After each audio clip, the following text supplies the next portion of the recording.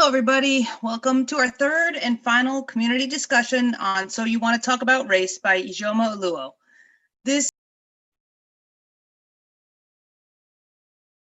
And taking the time to notice your thoughts, your emotions, your body, and noticing without judgment, accepting whatever is coming up. Let's take another breath or two together.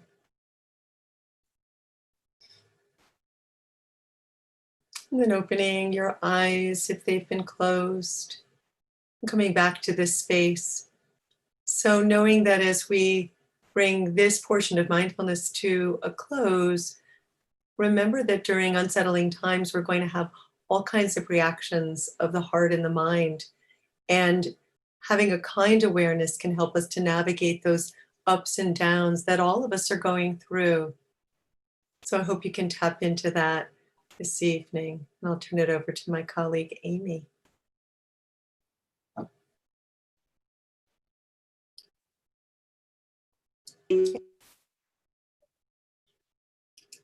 Take it away, Amy.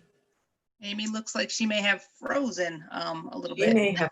All right, it's frozen. We're having, maybe it's raining. That's right. If you're in Kingston and it's raining, we don't have internet. So, Amy, are you back? I'm here. Can you guys hear me? We can hear you now. You were the one that was frozen this time. We're so glad you're back. Well, you were frozen for me for a second there, Charlotte, too. So good. I'm glad. Well, pick up where I leave off if it happens again, I guess. I'm sorry, everybody, about that. So once again, we would like to thank author Ijeoma Oluo for writing the book that has inspired our very first Kingston Reads. We also want to thank our local bookstore, Rough Draft Bar and Books. Co-owner Amanda Stromosky has been behind the effort to organize this community event from the very beginning. Lastly, we'd like to thank Erica Brown and Jimmy Buff from Radio Kingston.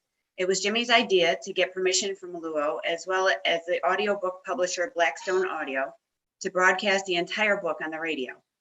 The broadcast began on June 22nd, and the final chapter was aired a few weeks ago. Stick with us until the end of the hour to find out more about our next Kingston Reads book, the resources we recommend to continue building your awareness of racial justice, how to support your local bookstore, and how to get active in the racial justice movement. All right, and with that, we'll go on to our community agreements. All right, again, we are going to lead with a loving heart. We ask you to lean in or lean out. If you're someone who is typically quiet, put your hand up and talk to us. If you're a person who tends to dominate conversations, maybe you want to hang back and see what other people have to say before you go in.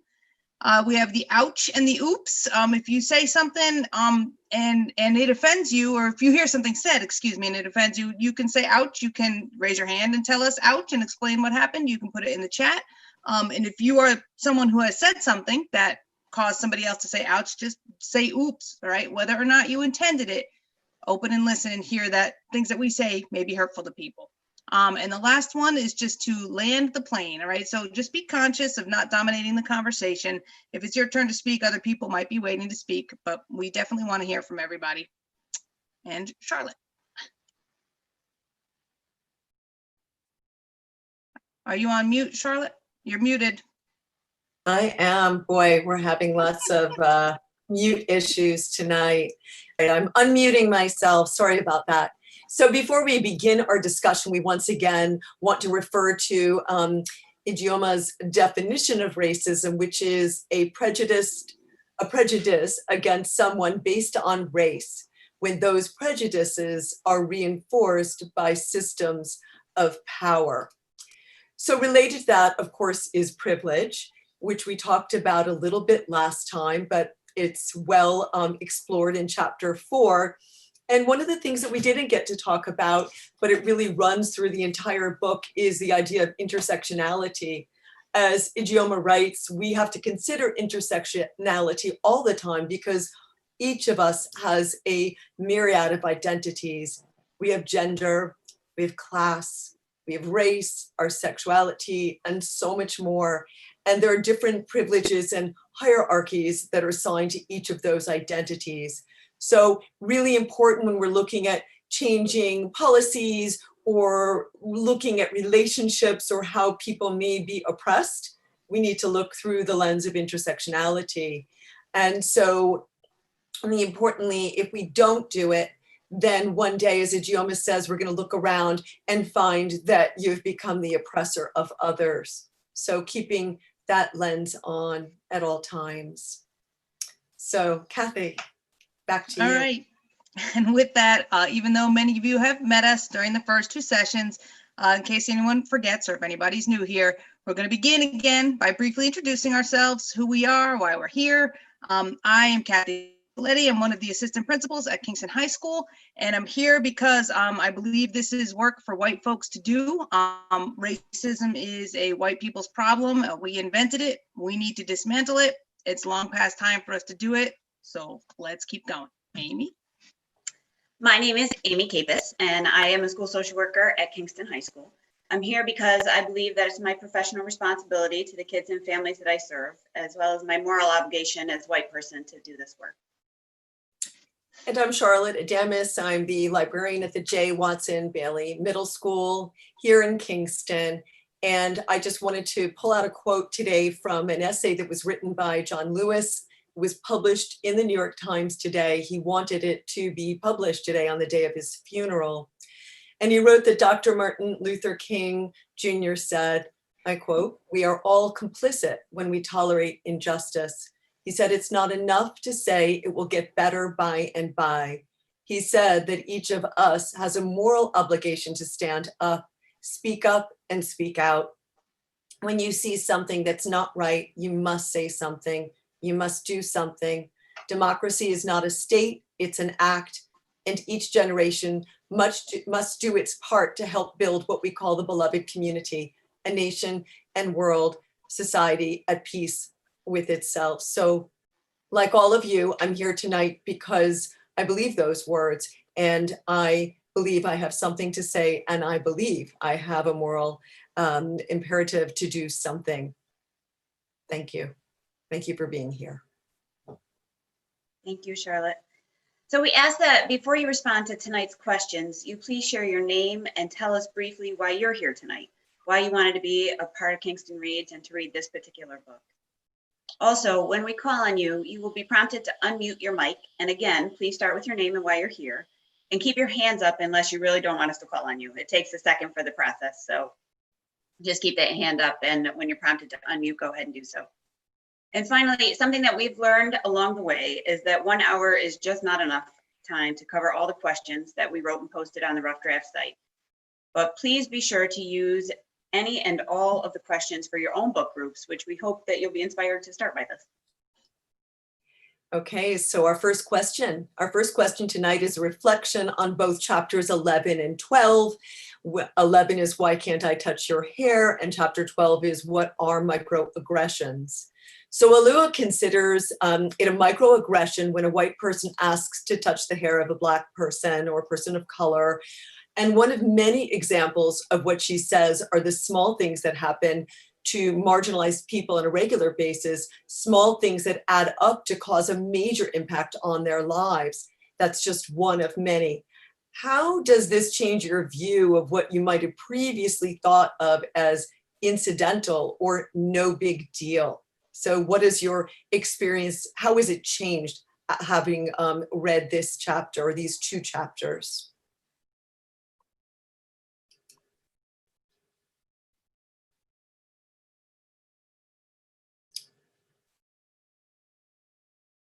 Would anybody like to give it a shot? Was it surprising? Did you recognize yourself as somebody who has been a microaggressor? Have you been the recipient of a microaggression? Were people familiar with this term and concept prior? Yeah.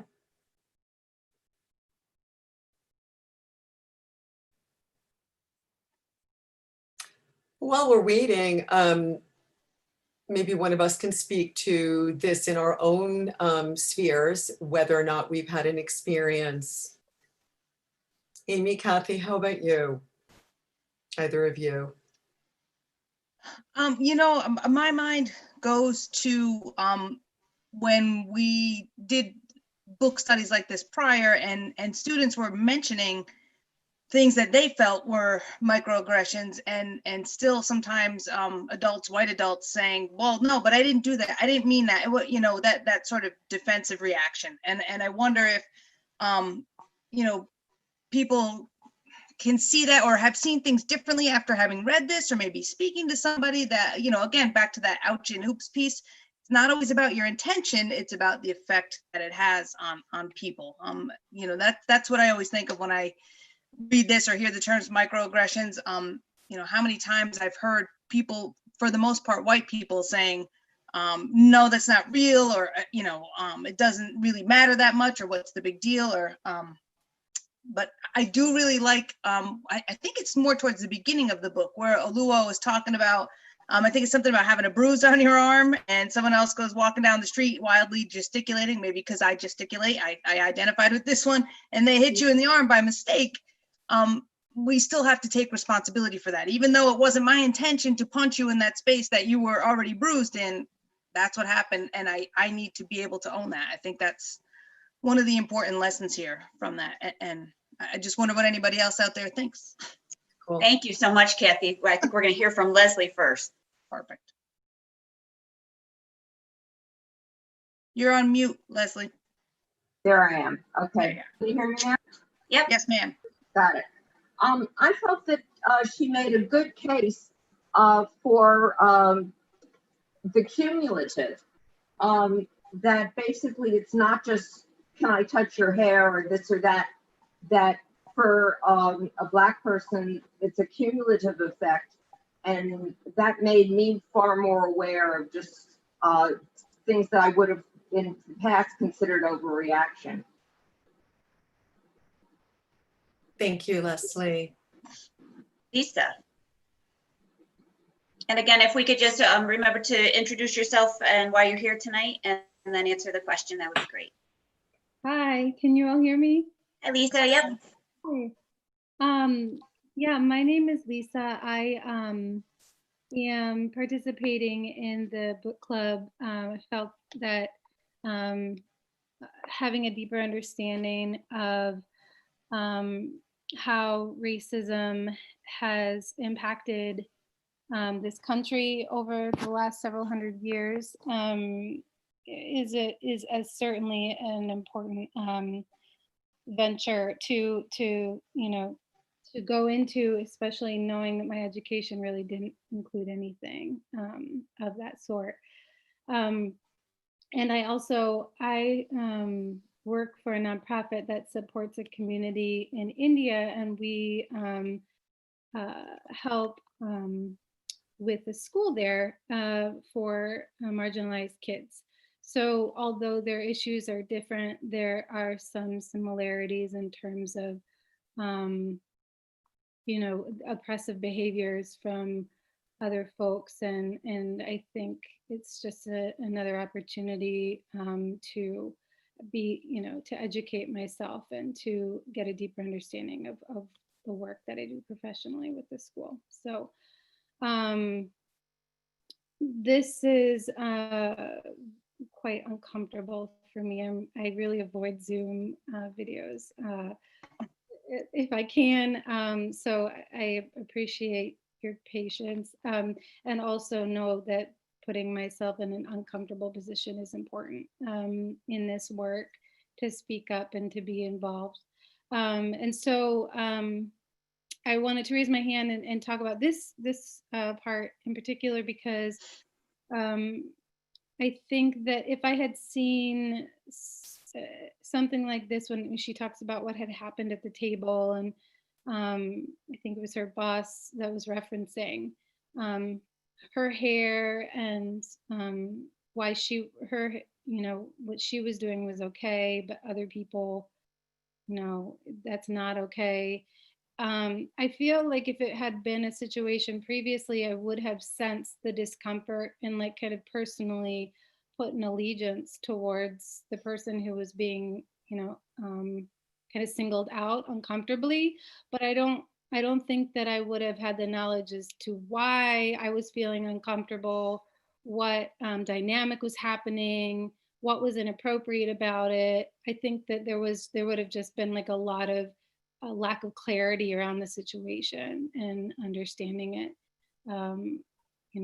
as to why it was happening. So I think that was what I wanted to just contribute. Thank you. Thanks. Thank you.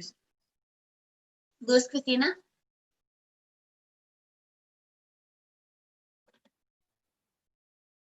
Don't forget to unmute yourself.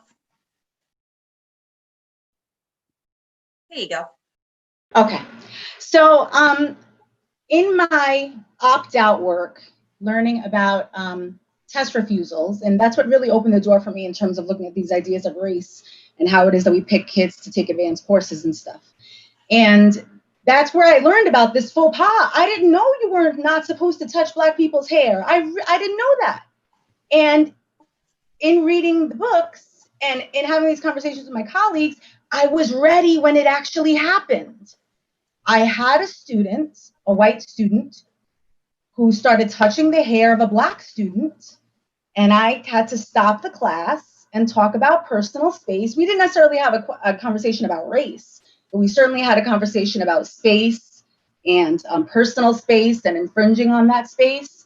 And I mean, I almost started playing Solange, honestly, over the computer in terms of don't touch my hair.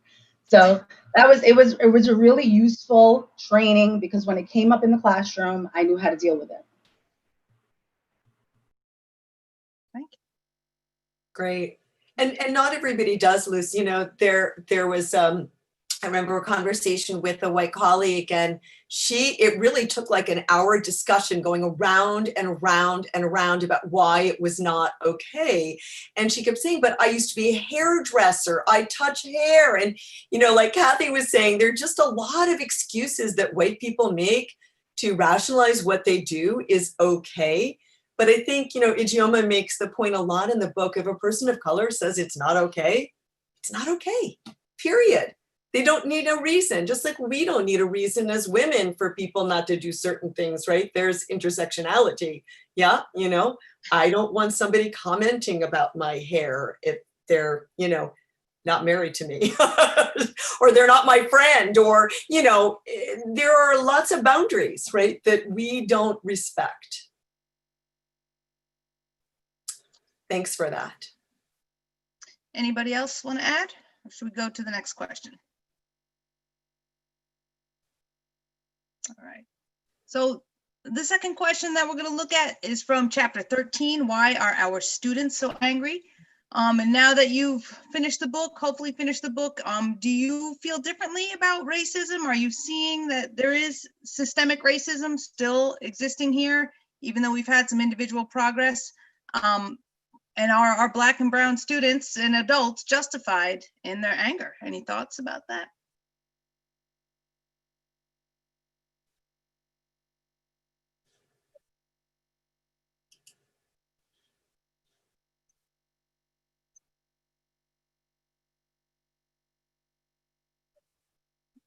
Quiet group tonight. Mm-hmm. So while we're waiting, I'm recalling a conversation with, you may remember this, Kathy, with two Black female students who were having a private conversation, yes, in a public place, but they were aside at their table, and they were talking about a negative experience that they had with a white teacher, and a white person who was in the restaurant felt it appropriate to approach them and intervene in their conversation, to interrupt their conversation, and tried to engage them in some dialogue around it. And, they graciously entertained it for a little bit, but I recall one of the things that this person said to them, this adult white male said to them was, if you really shouldn't sound so angry when you're having these conversations, or when you're trying to communicate about this, or you're trying to help somebody else understand. And I was so, there were so many things about that situation that I was really shocked at. And so certainly they walked away that much more outraged, right? As I was, and as you would expect. Angie.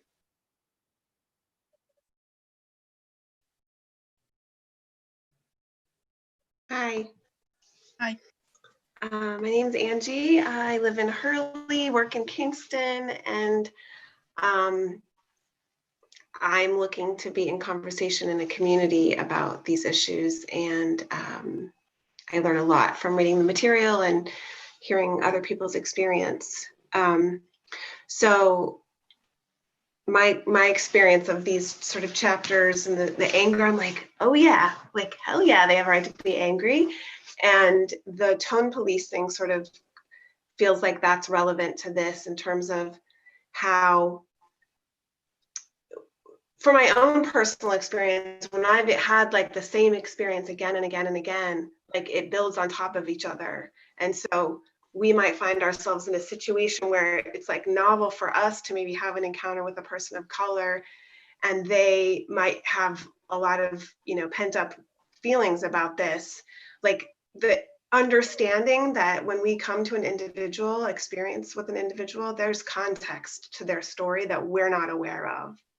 And her point, like Oluo's point about like us, the role that tone policing has around like, it sort of then becomes about us and making us comfortable and the necessity of us being comfortable being uncomfortable. I feel like that's like, as a white person whose upbringing has always been about, you know, not stirring the pot, not rocking the boat, not causing awkward situations that make people uncomfortable, that, you know, this is like unlearning a behavior, and it's hard work. So, but at least we've got each other to do it with. Thanks. Thank you. You know, I think I just want to respond to that again. I think there's this moment of intersectionality where, as a woman, and there are a lot of women on this call, a lot of times we're stopped through don't be angry, right? Don't raise your voice. We're raised to be nice and quiet. And that can, you know, so that shutting down that we do when people of color, and as you beautifully said, Angie, of course, I mean, there are 400 years of oppression, and there's an absolute right to feel, to express anger. We should be angry. We should all be angry. It's not okay. So yeah, I think, but when we shut people down, we shut our students down, we are adding another layer of hurt and harm to people who have had enough suffering. And I think it's interesting too, you know, in certain ways we encourage people to be louder and angrier if they look a certain way, like if they are the white males, right? You know, that we that aggression is something that we accept and we tolerate. But when it's females, and then again, that intersectionality out of a female of color, nope, we're tone policing there. No, you shouldn't be so angry when you're explaining this kind of stuff that if I had to tolerate for 10 minutes, I would be pissed, you know. Think about the shock jocks, right? Aren't they mostly men, right? Shock jocks, we call them. They shock us with their, you know, cruelty and anger and outrage. And yeah, so we all need a little bit of anger. And we need to be able to express it appropriately. And we need to be able to express it. Indeed. Sometimes seems angry. Indeed. Anybody else? Dan.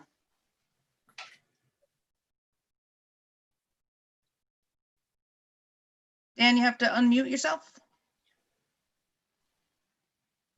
There we go. Hi. I mean, at first, my one-word answer to the question, the way it was originally posed, was yes. Yeah, the people of color have got a reason to be angry. I've got a lot of things going on at once with this. The notion of microaggression was a real eye-opener to me. That word aggression is really important. And the fact that it's additive, cumulative. And I guess the best My name's Dan Strickland. I'm trying to put myself in the shoes of people of color to understand what's going on. That's why I'm reading this book and participating in this. The thing that I could get closest to was the fact that the way I felt about politics over the last 4 years, and then compounded by the COVID stuff that's going on, and how uncomfortable I feel, just me personally, nothing about race or people of color. And to think about having to live my whole life with the kinds of pressures that people of color have had to live with, I would have broken by now. So my answer is clearly, sure, I get it. I don't think about it a lot.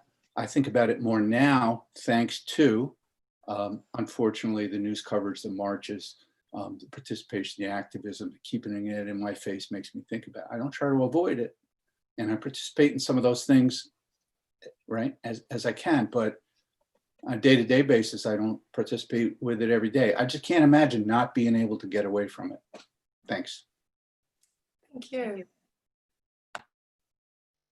Thank you, Dan. I really appreciate you being candid about that as well. I think that that's part of the point, right? Is that we need to be consciously, actively anti-racist and seek out the discomfort, which is unnatural for a lot of us, particularly when we've benefited from the system of white supremacy and white privilege, right?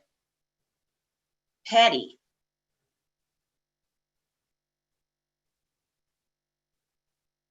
Hi, my name's Patty, and I'm participating as the mother and grandmother of biracial adults, and trying to broaden my understanding of their experience.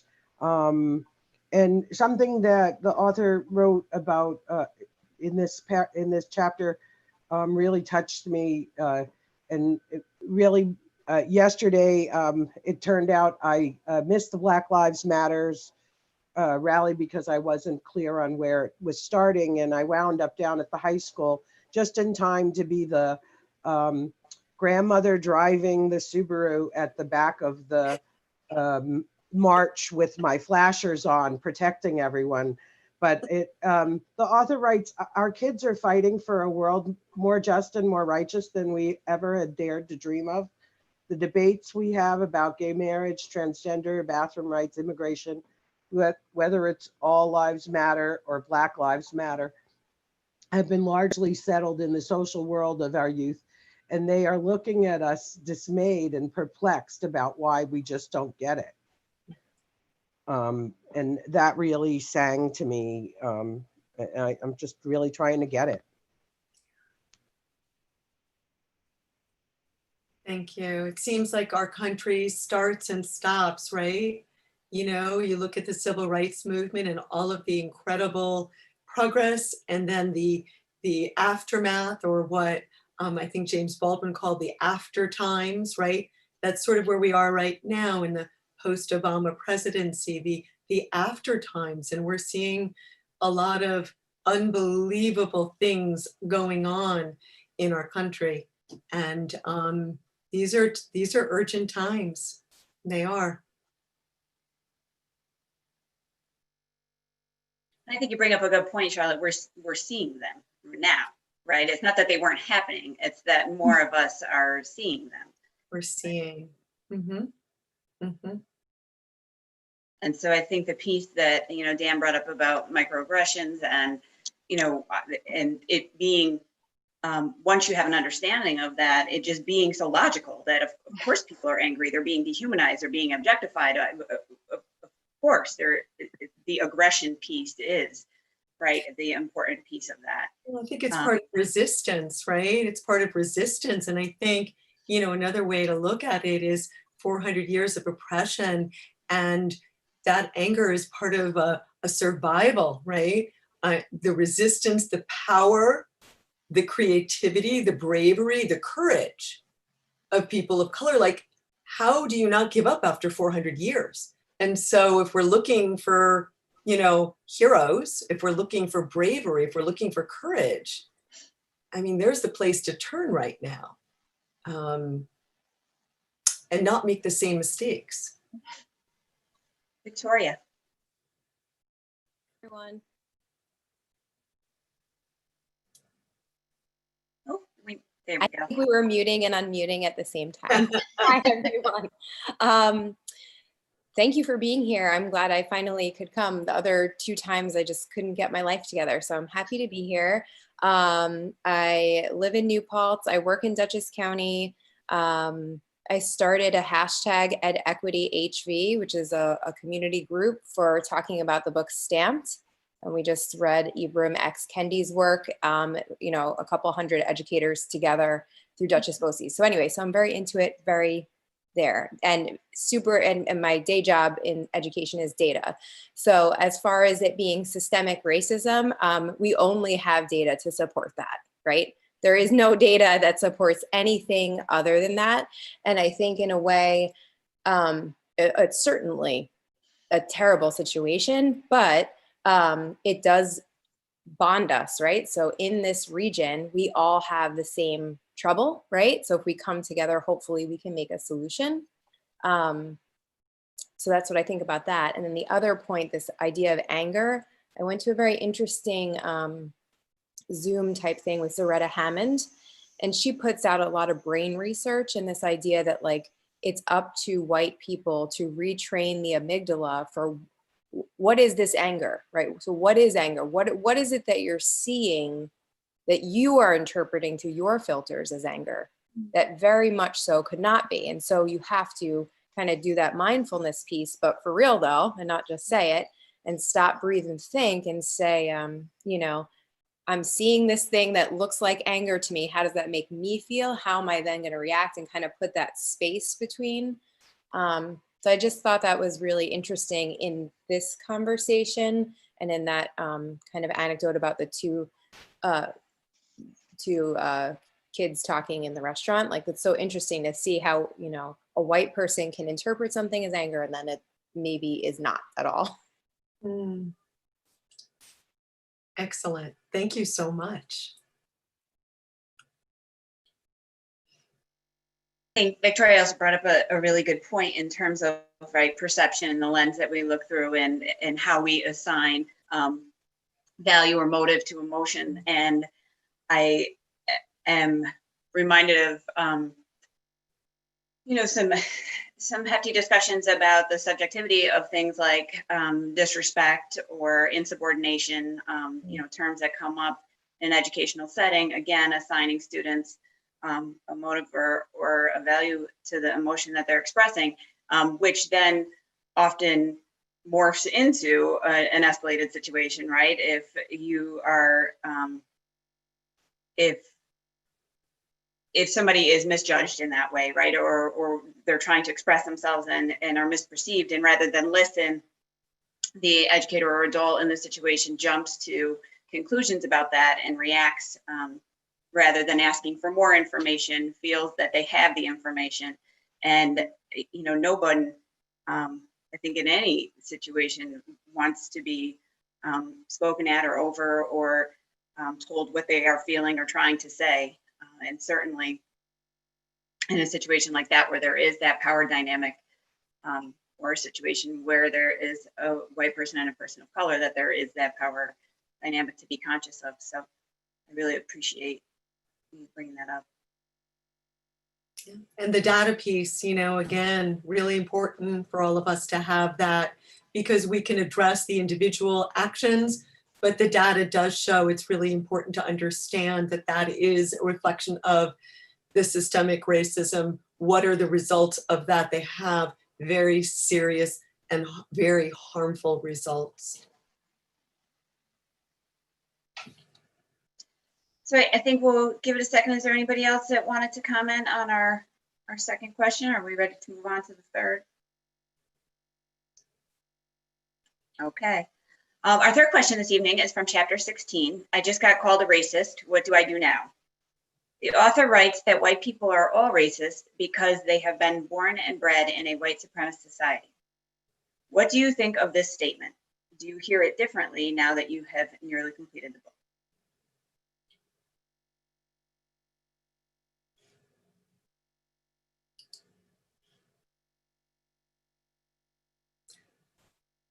I kind of figured there'd be silence after this one. I just thought, wow, this is probably the most, right, challenging question in a way.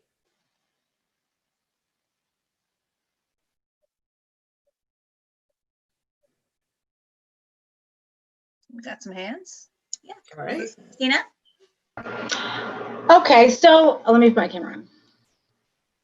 Okay, so obviously, I mean, it is true, and it's really difficult to come to that realization and understand that, you know what, it's okay now that I've recognized it, now that I can fix it. You know, in our first meeting, I had mentioned how I had a hard time understanding this whole idea of privilege because, you know, my parents immigrated into this country. We're really the epitome of the American dream in terms of all their kids turned out to be professionals, you know, and successful. So I had to get through that hump of understanding that I'm a white presenting Latina. I'm not just a Spanish speaking South American. I display very European. I display very white. So, and because of that, I didn't recognize my own racism because I was raised in this country. You know, so I have these conversations in terms of even, and not necessarily also race, it's how we're conditioned to think about things. Like, ever since I was a kid, I would think about, you know, people with blue eyes and blonde hair are so gorgeous. You know what I mean? And now I understand that I had those ideas because of the society that we live in, not necessarily that that's the only symbol of beauty. So I think it's apparent, and I think it's just, I don't know why it's so hard for us individually to get to that, through that hump. Excellent. Thank you, Luz Christina. More? Unmute. I'm unmuting and starting my video. Hello, I'm Moore Pittman.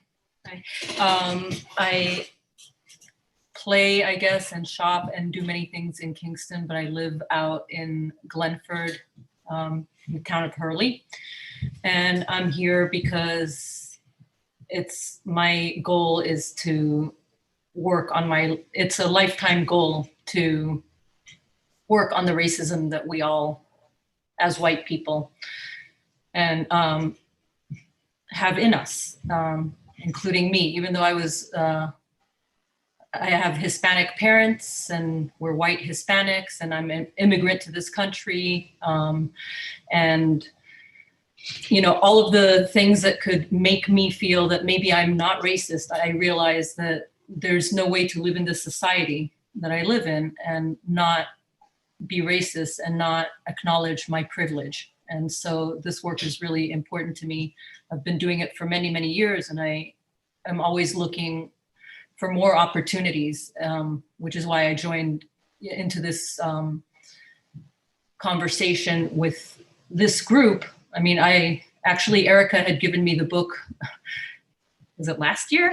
I don't remember when it was. So I read the book quite a while ago, and I was just refreshing but my memory in order to rejoin the conversation. But I think that it's absolutely true, this statement. And that even though if it's uncomfortable, no matter how uncomfortable it is, that is the work that we need to do.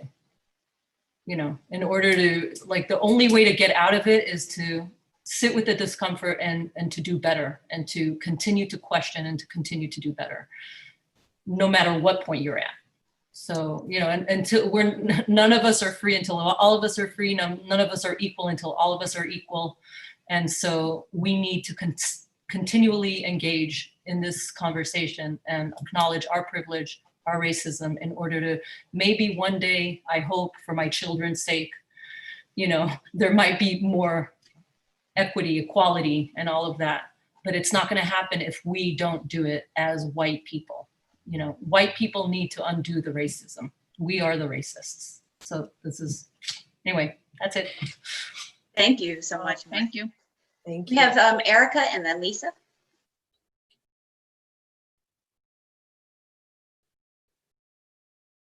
Erica, are you muted? Which Erica? Erica Erica Brown.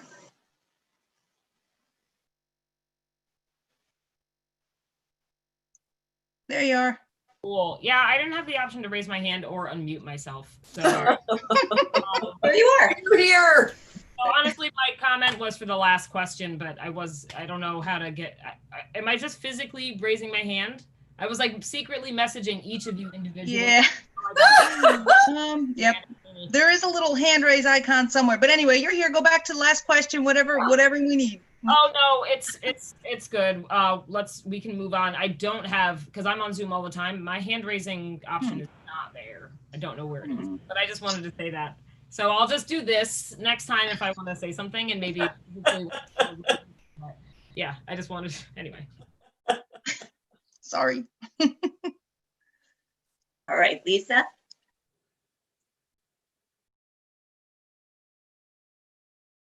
Okay.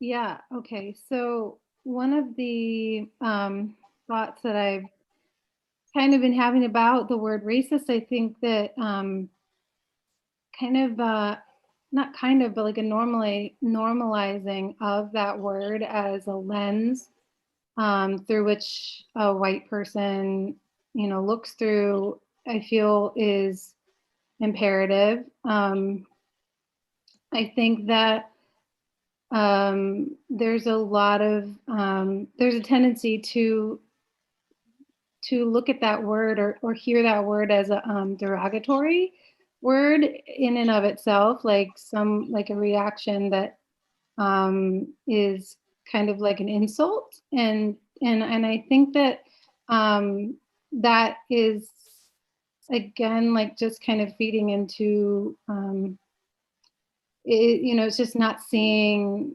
the situation for what it is. So and this is, I don't mean to judge anybody in terms of that process, but what I feel is that we all are racist as identifying white as a white person in this country and globally. I mean, even in India, the problem of skin whitening is like an incredibly horrific, it's just spreading to lighten your skin just from a beauty standard. And so, and the power that comes with that, right? So I guess my point is to really just say that I think that normalizing the word racism and being a racist so that we can really overcome those initial feelings of like, not wanting to be associated with that word, so that more the work can actually start really taking place. Thank you. Yeah, I think you bring up some good points. I don't know about, you're using the phrase normalizing the word, and I think I get what you mean. At the same time, I don't want us to normalize the word. I don't ever want people to think it's normal to be racist. But I think to your point is that if we as white folks are going to get caught up in being called that word and it stops us from doing the work, that's an issue, right? And I think that's also what you're saying. Yeah, and not having this kind of the defensive mechanism as a response. And I think that language has evolved, right? And so I think it's very interesting, for somebody who was raised in New York, and I'll be 60, so my educational experience is already, ancient. But again, New Yorkers especially have this really bad habit of thinking that racists are someone else, right? They are below the Mason-Dixon line. And that just isn't true. So I think part of it is our education. It is the way we've conceived of what is a racist, and they don't look like us. And so very hard for us to hold that image in our mind, but we have to grow that image. It needs to fit, what today's world looks like. And I was listening to Ibram Kendi, and somebody mentioned, I think it was Victoria, that they're doing a book study at Duchess Bosie's. But he was doing a program the other night, and he said, it's come down to we're either racist or anti-racist in this country, and there is no in between. So, we need to choose, right? We need to choose. And in order to choose, you have to even know it's there. And I think for white people, especially older white people who have been really poorly educated for a very long time and very ignorant, and I include myself in that, is we have a lifetime of work to do. you know? I'm sure that in 10 years from now, if I'm lucky enough to be here, I will still be learning, right? We're never done.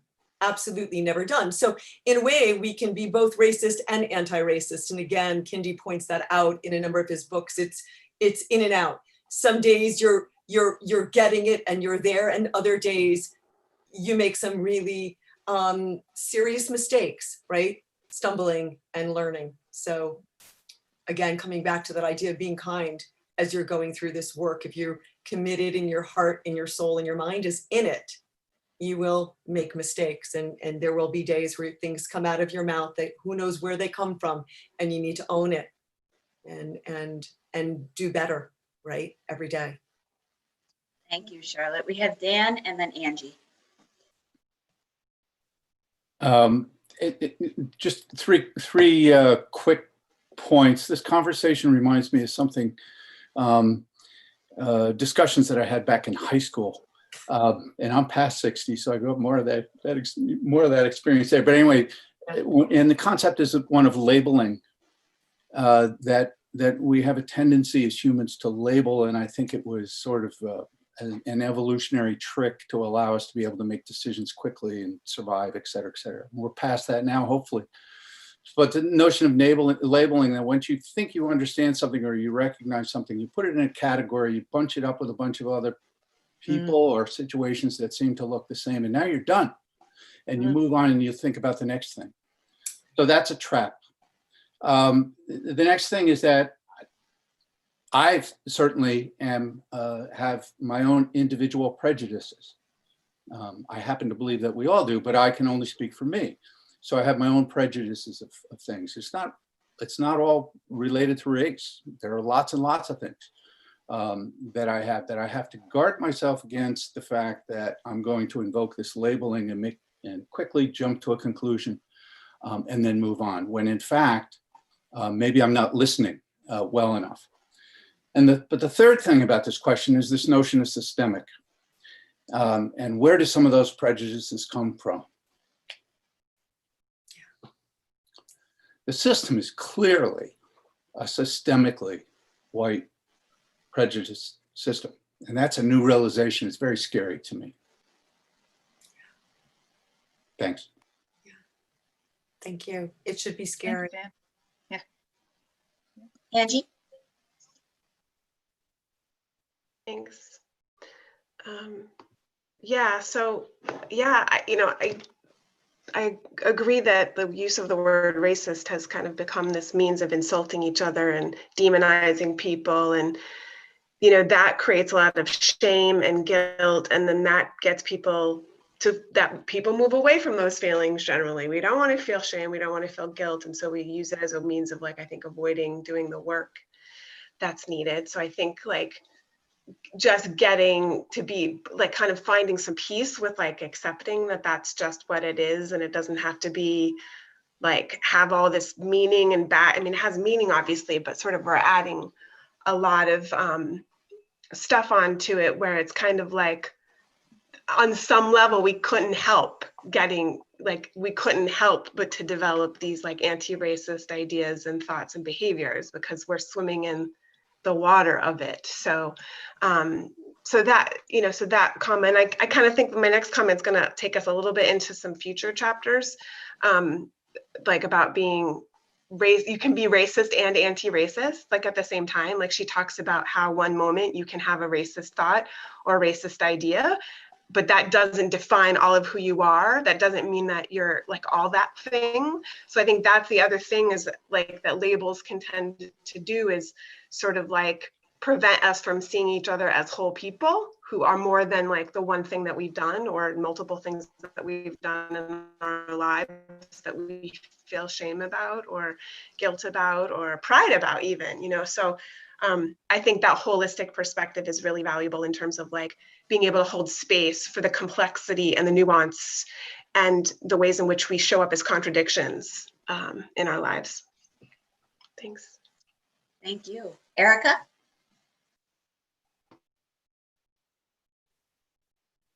Unmute.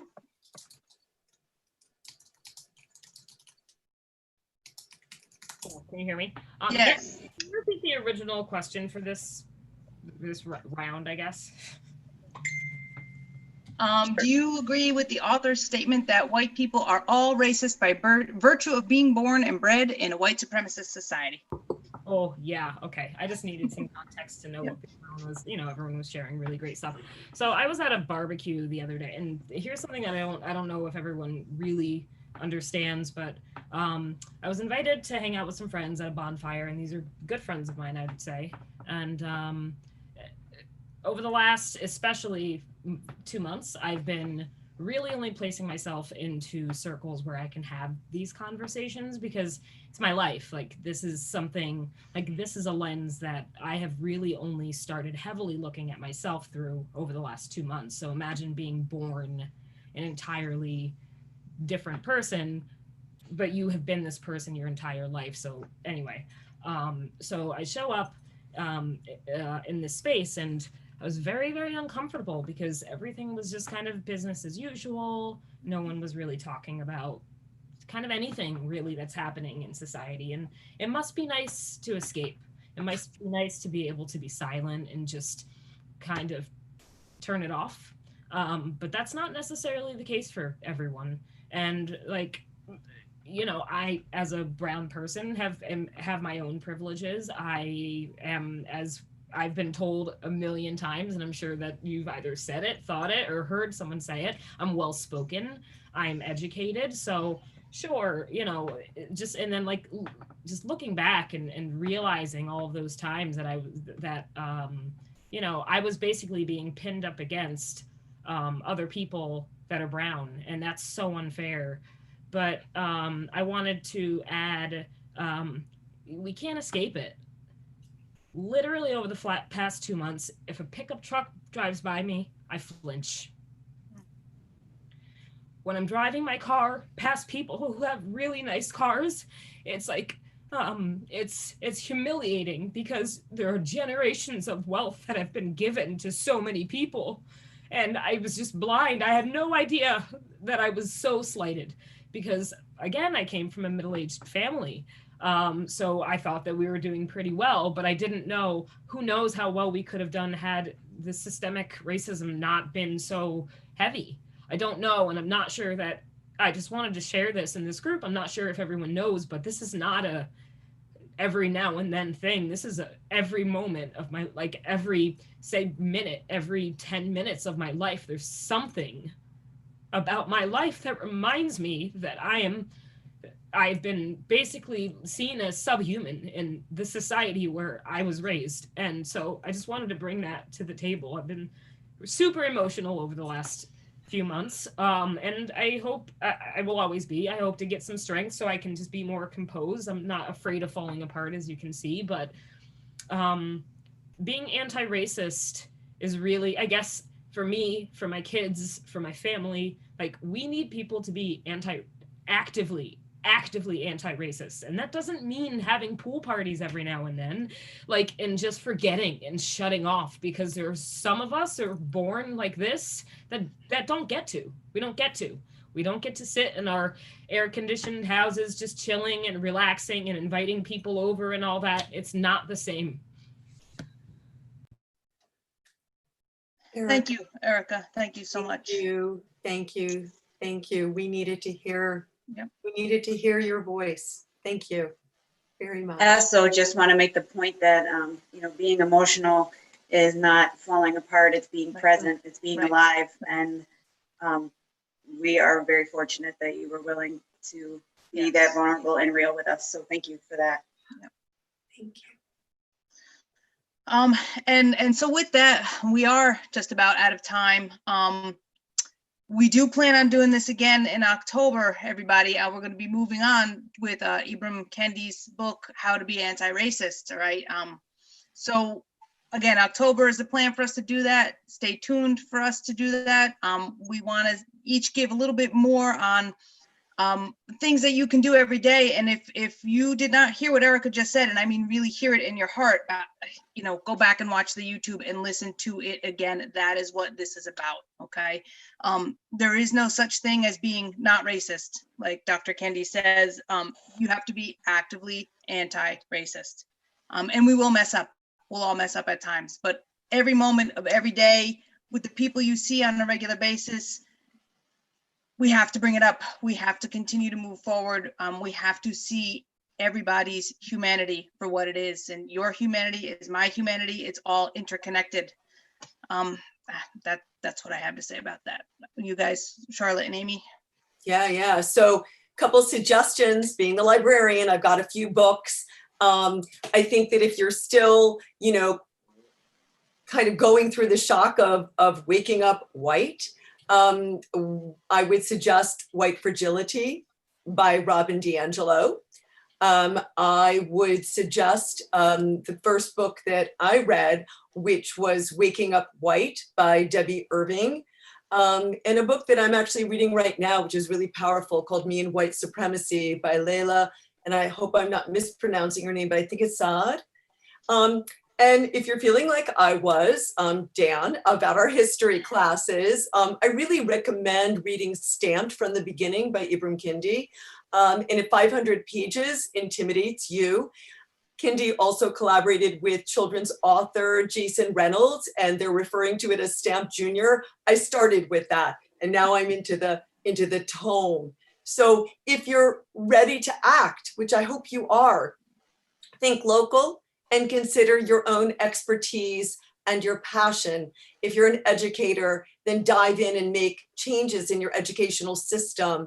If it's the political, make sure you're getting involved with campaigns or local activist groups that are actively supporting candidates who clearly support anti-racist policy changes. Help get those folks elected. Amy. And I would just like to add that no matter what your personality or your profession is, I would like to challenge you, encourage you, everyone, to consciously become everyday activists, allies, and advocates in your own families, your friend groups, your workplaces, your neighborhoods. You don't necessarily need to join anything new, but rather consider doing things that you already do, but do them differently and with a more purposeful anti-racist lens. So Amanda, our wonderful local bookstore owner. Hi, everyone. Can you hear me? Yes, ma'am. Okay. I want to thank everybody who picked up books from Rough Draft for this book study, and everyone who purchased their own copies or even paid forward additional copies so that there could be enough free ones for everyone who requested one. It was a really wonderful way to get this book into so many hands, into our community, and honestly to meet a lot of you as well in the store in person. And we, as the ladies mentioned, we will be doing another book study. Rough Draft will also be involved in that in the fall. And we do have copies of How to Be an Anti-Racist at Rough Draft. We will be offering those for 10% off. And we will likely be restocking it regularly between now and October. So we will have that in the shop.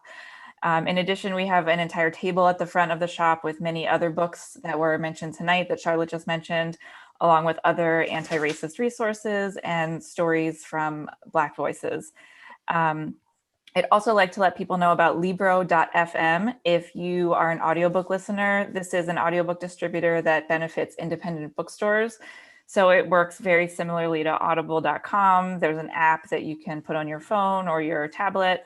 You can download audiobooks. The difference is you can choose a neighborhood bookstore or an independent bookstore anywhere in the country. I believe they even have a list on their website of Black-owned bookstores that you can choose to support.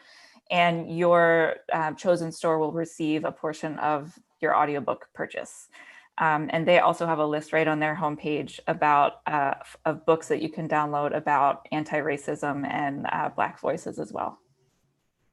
Thanks, Amanda. Amy, I skipped right over your thank you. So hit it. Okay. I'll come on back. So of course, we want to thank all of you for showing up tonight and for the previous sessions.